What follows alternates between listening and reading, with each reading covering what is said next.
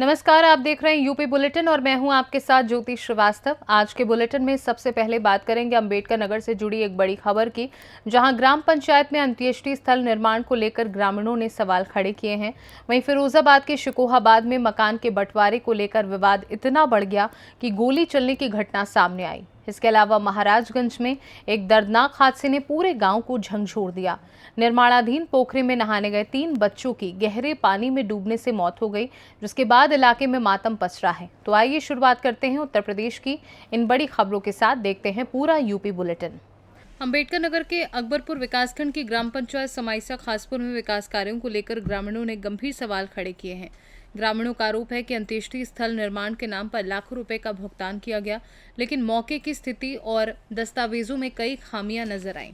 ग्रामीणों के अनुसार ई ग्राम स्वराज पोर्टल पर अंत्येष्टि स्थल के नाम पर करीब 7,70,413 रुपए का भुगतान दर्शाया गया है। आरोप है कि भुगतान के लिए लगाए गए बिल में फर्म का नाम तो दर्ज है, लेकिन बिल पर तारीख अंकित नहीं है। ग्रामीणों का सवाल है कि अधूरे दस्तावेजों के आधार पर भुगतान कैसे स्वीकृत किया गया।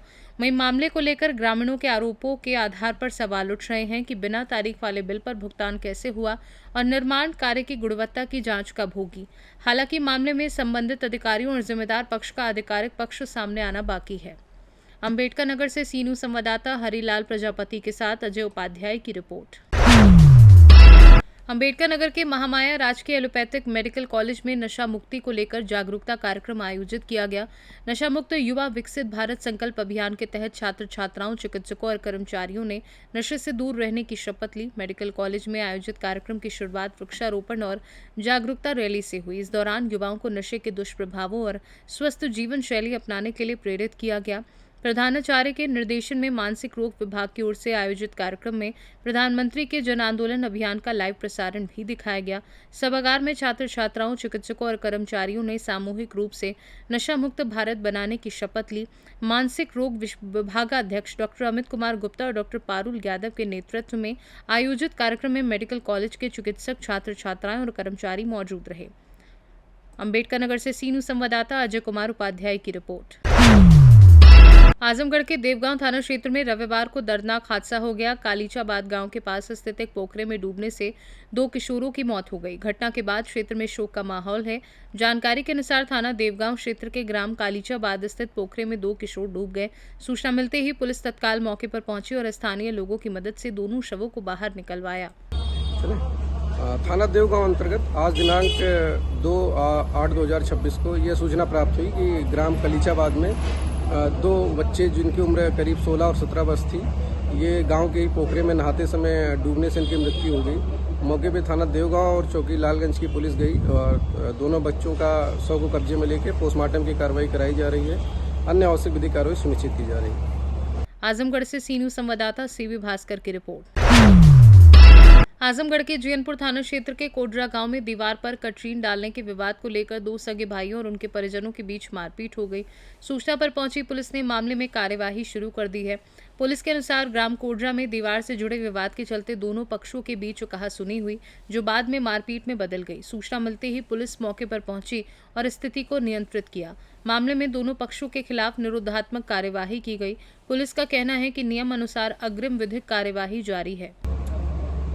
आज दिनांक 2/8/26 को प्रातः 6 बजे थाना जीयनपुर क्षेत्र अंतर्गत ग्राम कोडरा में दीवार पे टीन सेट डालने को लेकर 2 भाइयों के मध्य आपस में कहासुनी और मारपीट की घटना हुई थी। इस घटना में किसी भी पक्ष को कोई गंभीर चोट, कटने पिटने की चोट नहीं आई थी। दोनों पक्षों की अंदरूनी चोट थी। उनको प्राथमिक उपचार के लिए CSC लाठघाट ले जाया गया, जहाँ से आजमगढ़ रेफर किया गया है। शांति व्यवस्था बनाए रखने के उद्देश्य से दोनों पक्षों का 126-135 BINS के अंतर्गत निरोधात्मक कार्रवाई की गई है। वर्तमान में किसी भी पक्ष के द्वारा कोई भी तहरीर नहीं दी गई है। इस प्रकरण में थाना जीयनपुर के द्वारा अन्य आवश्यक विधिक कार्रवाई सुनिश्चित की जा रही है। आजमगढ़ से सीनू संवाददाता सीवी भास्कर की रिपोर्ट। बहराइच की हरदी थाना पुलिस ने ट्रेलर चालक के अपहरण मामले का 24 घंटे के भीतर खुलासा करते हुए 2 आरोपियों को गिरफ्तार कर लिया है। पुलिस तीसरे आरोपी की तलाश में है। 31 जुलाई को सीतापुर के तंबौर से प्लाई लादकर बिहार जा रहे ट्रेलर को हरदी थाना क्षेत्र के गंगापुरवा के पास 3 बदमाशों ने रोक लिया। आरोपियों ने चालक का अपहरण कर ट्रेलर की चाबी छीन ली। चालक किसी तरह उनके चंगुल से भाग निकला और बाद में ट्रेलर खैरी घाट में खड़ा मिला। इसके बाद हरदी थाने में मुकदमा दर्ज कराया गया। पुलिस अधीक्षक विश्वजीत श्रीवास्तव के निर्देश पर गठित टीम ने मुखबिर की सूचना पर कार्यवाही करते हुए रंवापुर खुर्द किसानगंज मार्ग से गुड्डू और कमाल को गिरफ्तार कर लिया। दोनों आरोपियों को न्यायालय में पेश कर जेल भेज दिया गया है, जबकि तीसरे आरोपी की तलाश जारी है। बहराइच से सीनू संवाददाता भोलू की रिपोर्ट। बहराइच के हरदी थाना पुलिस ने साइकिल चोरी के मामले में त्वरित कार्यवाही करते हुए एक आरोपी को गिरफ्तार कर चोरी की साइकिल बरामद की है। पुलिस के अनुसार 1 अगस्त को भिरवा चौराहे पर एक व्यक्ति अपनी साइकिल खड़ी कर दुकान में गया था। लौटने पर उसने एक युवक को उसकी हीरो कंपनी की साइकिल लेकर भागते देखा। शोर मचाने पर स्थानीय लोगों ने मदद से आरोपी को पकड़कर पुलिस के हवाले कर दिया। गिरफ्तार आरोपी की पहचान मोटू उर्फ रमेश निवासी टेड़वा सिस्टीपुर थाना हरदी के रूप में हुई है। पुलिस ने चोरी की साइकिल बरामद कर आरोपी के खिलाफ मुकदमा दर्ज करते हुए उसे न्यायालय भेज दिया है। बहराइच से सीनू संवाददाता भोलू की रिपोर्ट। भदोई में युवाओं को स्वास्थ्य और फिटनेस के प्रति जागरूक करने के उद्देश्य से भदोई साइकिलिंग क्लब ने गोपीगंज से जंगीगंज तक करीब 6 किलोमीटर लंबी साइकिल रैली निकाली। क्लब के अध्यक्ष अताउल प्रवीण श्रीवास्तव और डॉक्टर SN यादव के नेतृत्व में आयोजित रैली में बड़ी संख्या में युवाओं ने हिस्सा लिया। प्रतिभागियों ने स्वस्थ रहें, साइकिल चलाएं का संदेश देते हुए नियमित व्यायाम, पर्यावरण संरक्षण और स्वस्थ जीवन शैली अपनाने की अपील की। क्लब पदाधिकारियों ने कहा कि साइकिलिंग न केवल स्वास्थ्य के लिए लाभदायक है, बल्कि प्रदूषण कम करने का प्रभावी माध्यम भी है। कार्यक्रम के अंत में सभी प्रतिभागियों ने नियमित साइकिल चलाने और स्वस्थ समाज के निर्माण का संकल्प लिया। अध्यक्ष भदोही साइकिल क्लब, जैसा आप जानते हैं, प्रत्येक रविवार को भदोही साइकिलिंग क्लब की तरफ से एक साइकिल यात्रा निकलती है जो दूर दूर जाके लोगों को पर्यावरण और स्वास्थ्य के प्रति जागरूक करने का कार्य करती है। उसी कड़ी में आज हम लोग की साइकिल यात्रा गोपीगंज से शुरू हो रही है और ये जंगीगंज तक तो जाएगी।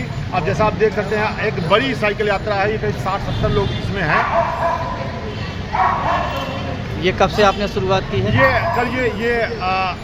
ये इंडिविजुअल आके व्यक्तिगत रूप से तो 2016 चल रहा था, लेकिन आधिकारिक तौर पे ये संगठन बना के 2021 से कंटिन्यू, ये पिछले इसको 5 साल हो गए चलते हुए।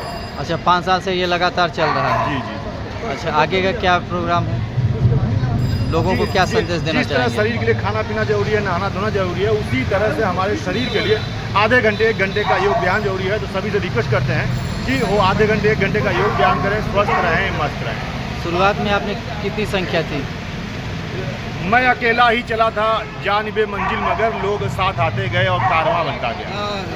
अभी तक कितनी संख्या हो गई होगी अभी तक आने जाने साथ में चलने वालों की? अभी तक ये कह लीजिए कि अभी तक गिनती से करीब 5,000 प्लस लोग हम लोग के साथ साइकिल यात्रा में चल चुके हैं। बहुत बहुत धन्यवाद।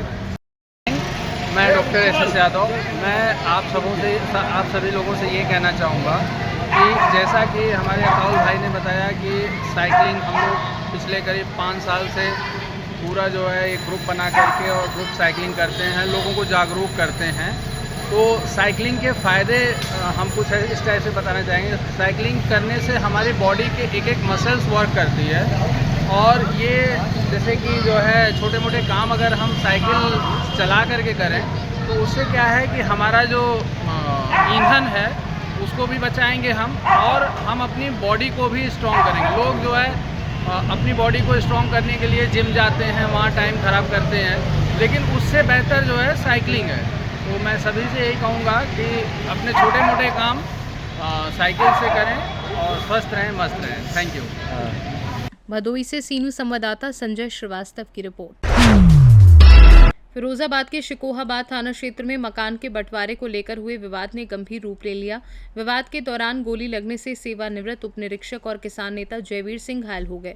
घायल को अस्पताल में भर्ती कराया गया, जहां उनका इलाज जारी है। बताया जा रहा है कि विवाद इतना बढ़ गया कि गोली चलने की घटना हो गई, जिसमें 75 वर्षीय सेवानिवृत्त उप निरीक्षक किसान नेता जयवीर सिंह गंभीर रूप से घायल हो गए। परिजन उन्हें तत्काल शिकोहाबाद उप स्वास्थ्य केंद्र लेकर पहुंचे, जहां प्राथमिक उपचार के बाद हालत गंभीर देखते हुए जिला अस्पताल रेफर कर दिया। घटना की सूचना मिलते ही पुलिस मौके पर पहुंची और मामले की जांच शुरू कर दी।